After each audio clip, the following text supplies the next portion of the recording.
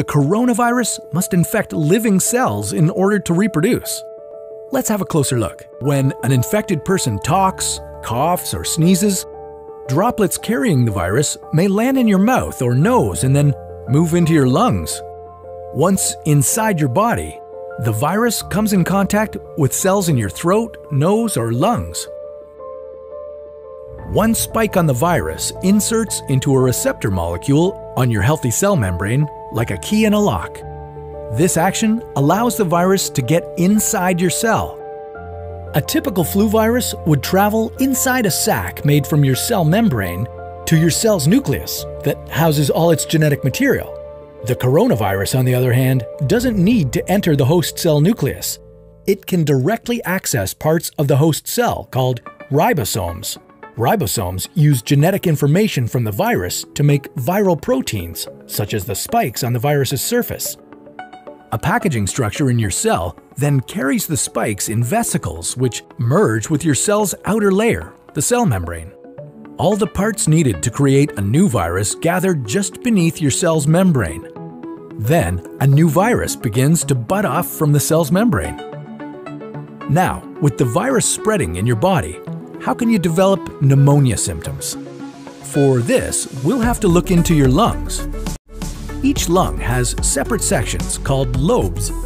Normally, as you breathe, air moves freely through your trachea or windpipe, then through large tubes called bronchi, through smaller tubes called bronchioles, and finally into tiny sacs called alveoli. Your airways and alveoli are flexible and springy. When you breathe in, each air sac inflates like a small balloon. And when you exhale, the sacs deflate.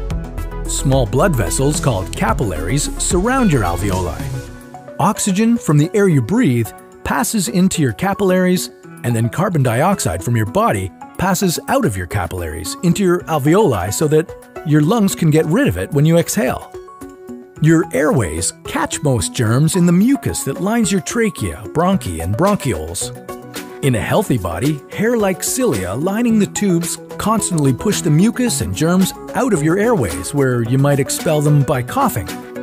Normally, cells of your immune system attack viruses and germs that make it past your mucus and cilia and enter your alveoli. However, if your immune system is weakened, like in the case of a coronavirus infection, the virus can overwhelm your immune cells, and your bronchioles and alveoli become inflamed as your immune system attacks the multiplying viruses. The inflammation can cause your alveoli to fill with fluid, making it difficult for your body to get the oxygen it needs. You could develop lobar pneumonia, where one lobe of your lungs is affected, or you could have bronchopneumonia that affects many areas of both lungs. Pneumonia may cause difficulty breathing, chest pain, coughing, fever and chills, confusion, headache, muscle pain, and fatigue. There are several different approaches for a potential vaccine against the coronavirus. The basic idea is that you would get a shot that contains faint versions of the virus.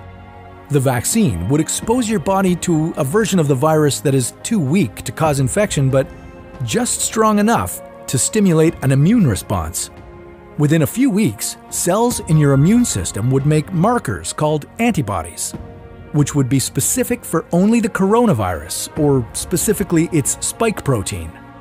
Antibodies then attach to the virus and prevent it from attaching to your cells. Your immune system then responds to signals from the antibodies by consuming and destroying the clumps of viruses. If you then catch the real virus at a later stage, your body would recognize it and destroy it. In other words, your immune system is now primed. Collecting evidence on whether this will be possible, safe, and effective is part of what's taking researchers so long to develop a vaccine.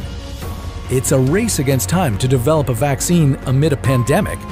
Each step in vaccine development usually takes months, if not years. An Ebola vaccine broke records by being ready in 5 years. The hope here is to develop one for the new coronavirus in a record-breaking 12 to 18 months.